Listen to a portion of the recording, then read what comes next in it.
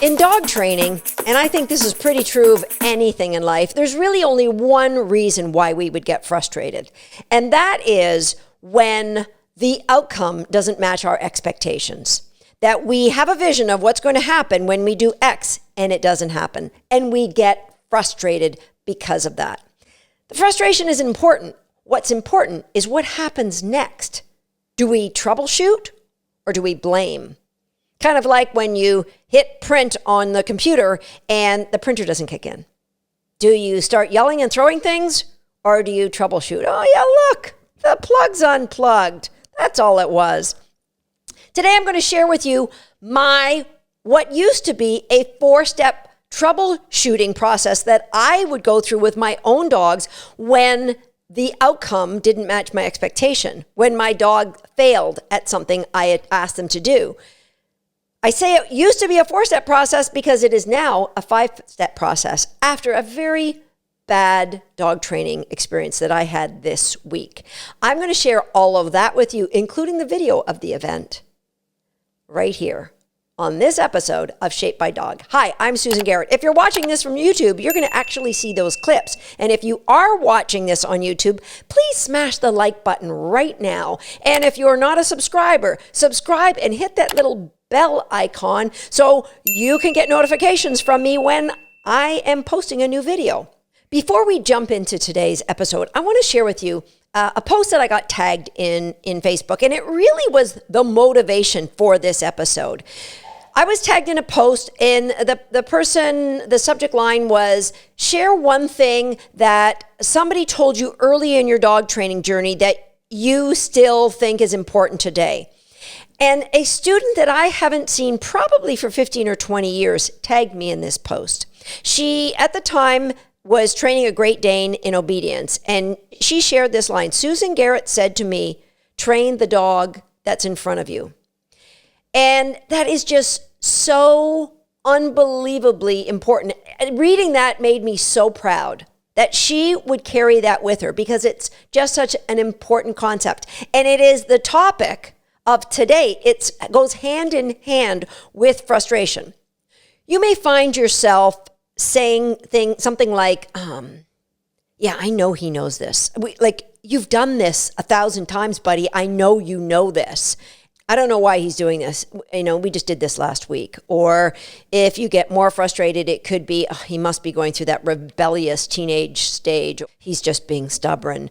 A lot of times, this kind of dialogue happens when somebody you respect is watching your training, but not necessarily. You need to remind yourself to train the dog that's in front of you because the dog that's in front of you doesn't know this. Because if he did, he would be showing you that he doesn't know this. So let me skip back to a session I had with my 15-week-old puppy just this week. And let me set the stage for you. It was 9 o'clock at night. And I'm going to preface this by saying I normally am getting ready for bed at 9 o'clock. I go to bed around 9:30. But I decided I was really excited to try this one behavior. It was a brand new behavior. And it's a complex behavior. And it's actually an accumulation of a number of different behaviors put together. Now you're saying, Susan, why on earth would you try a complex behavior, an accumulation of a bunch of other behaviors that you've never tried at 9 o'clock at night? I know, I'm asking myself that same question. But I learned a very valuable lesson, proving after 30 years in dog training, I too continue to be shaped by dog. Let me get to that. So the behavior was sidestep. Now to sidestep, the dog keeps their body straight, and I guide them to reach out with same side legs and step to the side, whatever direction I cue them to do so. That's what I wanted to train or teach my 15-week-old puppy. She knew all the little bits. We had put all those little behaviors done in isolation. I was just going to put them all together at 9 o'clock at night. The first time through, it actually wasn't so bad. The second time through, she got confused and put her back feet up on the board that only her front feet should have been on. So she didn't get a reward for the second time. She did for the first. The third time through, she did the same as the second. Again, didn't get a reward, at which point she left the training and just went and sniffed something. And so what I did next was I said, okay, it's 9:00 at night. We're ending this. I turned off the video camera. I tossed her a toy. Now, Swagger was in the room with her. I tossed her a toy, and then I left the bedroom. I just stood outside the bedroom door for about 5 seconds, saying, well, that was silly, Susan, to try and do this at 9:00 at night. Probably the things you said at the beginning of this podcast. And then I came back in, and she was waiting. She wasn't sniffing the floor where she was. She was waiting right by the door, looking up at the door. Where'd you go, Mom? What were you doing out there? I came in, had a little play session, took her outside, final peas, got ready for bed, and I went to bed. I woke up at 5:00 the next morning. Before I even looked at my journal notes or my video, I knew what I had to do. Now, 2 really important things I just said there. Before I looked at my video of my training session, which I always video my training, or before I reviewed my notes, which if you're not journaling your notes, how are you going to improve? It's super important. Before I did that, I knew what I had to do. It hurt me in my heart that I walked away from that puppy. It hurt me. At 5:00 in the morning, I can't believe how upset I was. It was such a benign thing. I stepped outside the bedroom door for 5 seconds. But what in fact I was doing is I was walking away from her, giving her a little timeout. Now in my brain, I wasn't saying I'm giving you a timeout. I just needed to pause. And mentally, I don't think it was too taxing for her, but it wasn't the right thing to do. It was unfair to that puppy. And so I'm going to share with you now my 5-step evaluation of what I should have done and what I encourage you to do when things don't go as you plan in your training. So step number 1 is I get a failure and I just repeat what I just did and evaluate, was it just a one-off or was there really some confusion? Really important that before you repeat, anytime you evaluate your dog's temp, T-E-M-P. Now that is all in episode number 4 here on Shaped by Dog. Is the dog engaged in what you're doing? If not, then there's no need to repeat a 3rd time. That would take us to step number 2. And this is the mistake that I made, and this is the new step that I have added. You need to consider and have this in the front of your mind before you start training. What stage of training is my dog at in this behavior? So this goes back to episode number 44, where I talk about arranging coincidences and the chart that I presented with the stage of training and how early in the training, which let's face it, this is a 15-week-old puppy, bringing together a brand new behavior. You don't get any earlier in the training. You need to make the correct choice incredibly obvious.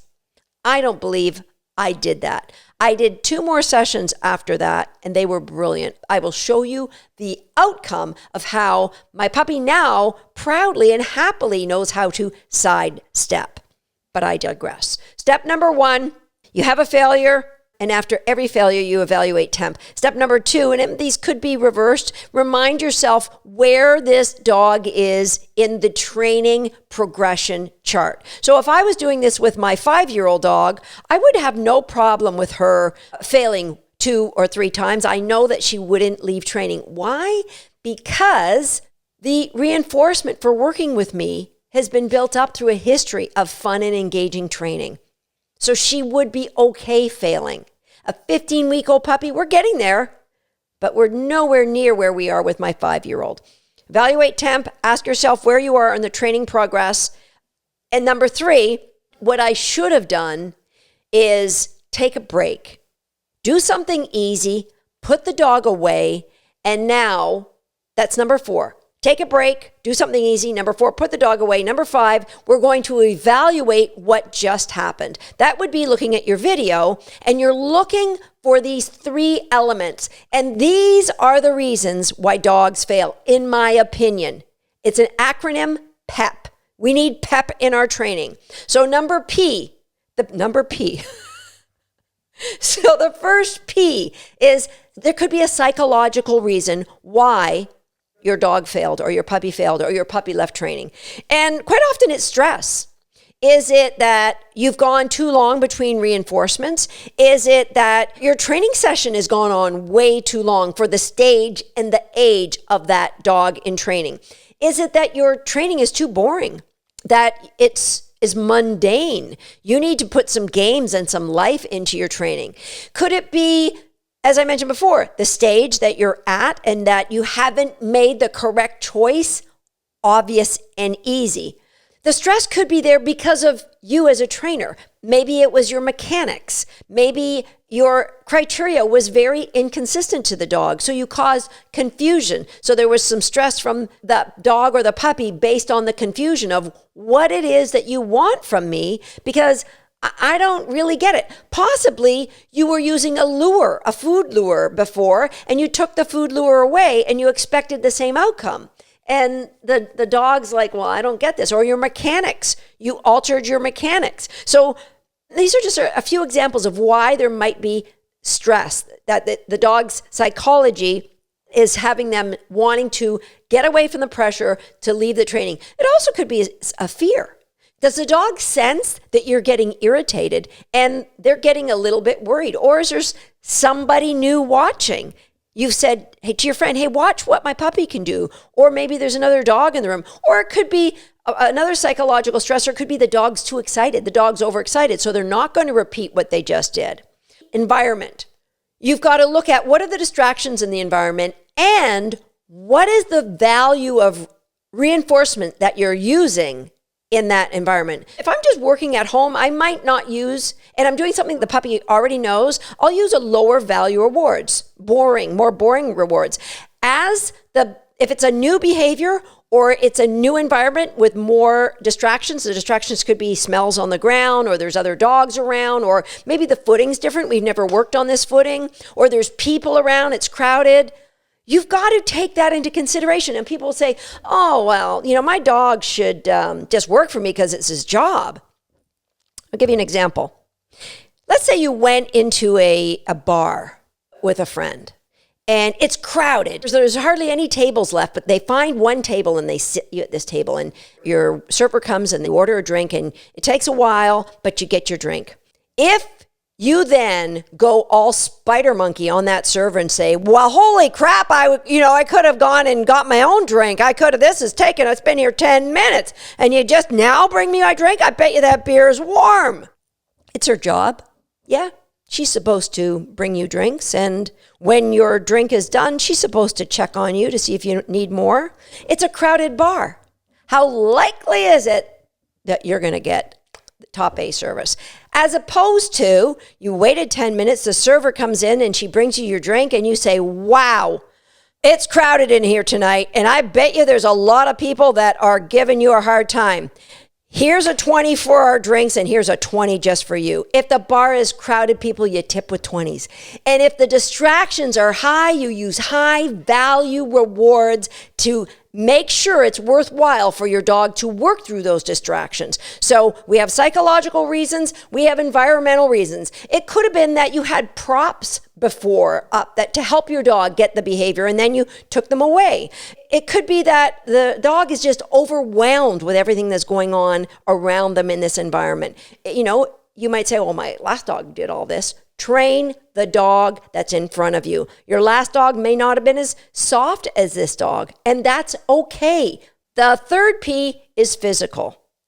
I can't tell you how many times Linda Orton-Hill, who works here at Dogs That, she is, like, we call her the poop queen. She sees a puppy training and maybe not getting things right, and she says, I think that puppy needs a poop break. She's almost always right. So physical, has the dog been out to pee or poop recently? If it's a puppy, maybe they've got an upset stomach. Maybe they're hungry. Have you ever been hangry? I know I don't do my best work when I'm hangry. Maybe it could be something physical, like they got something on their pads. So often with agility dogs, they might be missing weave pull entries or popping out of weave pulls because they've got a rib out. They need an adjustment, or their body is sore somewhere. They could be thirsty. They could be tired. There's a number of reasons, physical reasons, why the dog isn't doing it, and you have to dig deep to figure it out. So PEP, when you have a failure, you need to evaluate. And that's exactly what I did. I evaluated how I failed my puppy at that 9 p.m. training session. I then had a list of ways that I could do things better. And more often than not, it's unrealistic expectations. If it isn't a physical reason, and if it's not an environmental reason, and it's not a reward or it's more often our expectations. We set criteria that dog or puppy just wasn't able to get to. We leaped too far ahead. We made the task too difficult, even if the environment was a simple one for the dog to succeed in. You need to consider if the dog knew what you wanted, they would do it every time. So when you find yourself saying, but I know he knows that, train the dog that's in front of you. The dog that's in front of you does not know that. So what are you going to do? Are you going to get more irritated, or are you going to evaluate the dog's temp, evaluate where you are in your training session, take a break, do something easy, take a break from the training, put the dog away, and then evaluate PEP. Psychological, environment, and physical reasons why you may not have got the outcome you were expecting. That's it for me on Shaped by Dog. And hey, thank you so much for all the love you guys have been showing us on my last podcast on YouTube.